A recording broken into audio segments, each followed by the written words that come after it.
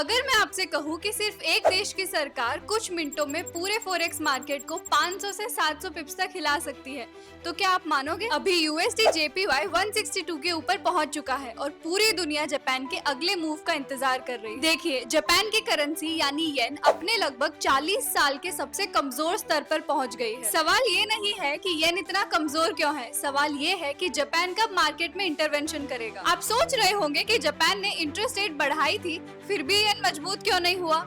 Reason बहुत simple है। Market सिर्फ इंटरेस्ट रेट नहीं देखता, बल्कि यूएस और जापान के इंटरेस्ट रेट का डिफरेंस भी देखता है। जापान की 10 ईयर बॉन्ड यील्ड करीब 2.6% है, जबकि यूएस ट्रेजरी यील्ड लगभग 4.4% है। यही बड़ा गैप कैरी ट्रेड को बढ़ावा देता है। इन्वेस्टर सस्ते येन में बोरो करते हैं और ज्यादा रिटर्न्स के लिए यूएस एसेट्स खरीदते हैं, इसलिए डॉलर लगातार मजबूत बना हुआ है। इस साल जब यूएसडी जेपीवाई 160 के ऊपर गया था, तब जापान ने अचानक मार्केट में इंटरवेंशन किया था। कुछ ही मिनटों में पेयर लगभग 3% गिर गया और मार्केट में पैनिक फैल गया। लेकिन याद रखिए, इंटरवेंशन ट्रेंड नहीं बदलता, सिर्फ स्पीड ब्रेकर का काम करता है। जब तक यूएस और जापान के इंटरेस्ट रेट का गैप कम नहीं होता, लॉन्ग टर्म ट्रेंड डॉलर के पक्ष में ही रह सकता है। अब ट्रेडर्स की नजर दो चीजों पर है, पहला यूएस जॉब रिपोर्ट्स, दूसरा जापान के ऑफिशियल्स की लैंग्वेज। अगर उनके स्टेटमेंट्स में डिसाइसिव एक्शन जैसे शब्द आने शुरू हुए, तो समझ जाइए मार्केट में कभी भी बड़ा मूव देखने को मिल सकता है। मार्केट में प्राइस को समझने से पहले मैक्रो स्टोरी को समझ, क्योंकि स्मार्ट ट्रेडर्स सिर्फ चार्ट नहीं, इकोनॉमी को भी पढ़ते हैं। ऐसे ही रिसर्च बेस्ड फॉरेक्स एनालिसिस के लिए मनी मंत्रा रिसर्च को फॉलो करना मत भूलिए।